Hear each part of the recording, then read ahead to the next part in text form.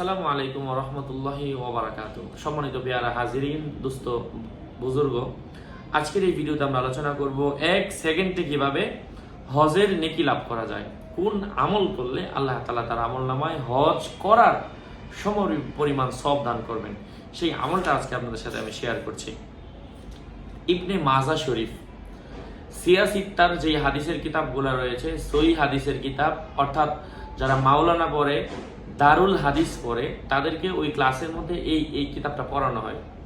ইবনে মাজা শরীফ, এই ইবনে মাজা শরীফের হাদিসের মধ্যে এসেছে আল্লাহ রাসূল সাল্লাল্লাহু আলাইহি ওয়াসাল্লাম ইরশাদ করেছেন, কেউ যদি তার মা বাবার চেহারার দিকে নেক নজরে তাকায়, আল্লাহ পাক তার আমলনামায় কবুল হজের সওয়াব দান করেন। কেউ অনেকগুলা কবুল হজের সওয়াব বলেন, কেউ 100 বলেন, কেউ 150 বলেন, তবে কবুল হজের অনেকে বলেন 70টা কবুল হজের সওয়াব দান করেন।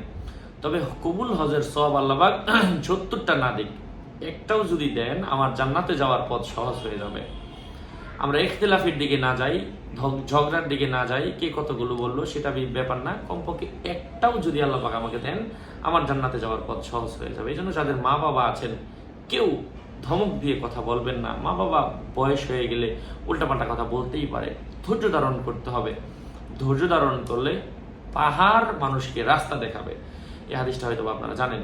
আল্লাহ পাক আমাদের সবাইকে আমলের তৌফিক ফরমান। আরও আপডেট পেতে আমার সাথেই থাকবেন। সুস্থ থাকবেন, ভালো থাকবেন। আমার ভেরিফাই ইউটিউব চ্যানেলের ভিডিও ডিসক্রিপশন বক্সে ক্লিক করলে আমার পেজ এবং আমার আইডি আসবে। এর বাইরে অন্য কোনো পেজ নেই, আইডি নেই। সাবধান, আমার নাম আর ছবি থাকলে ওইটা আমি না। প্রত্যেকটা ভিডিওতে আমি সাবধান করি, সতর্ক করি। সাবধান থাকতে হবে। আসসালামু আলাইকুম ওয়া রাহমাতুল্লাহ।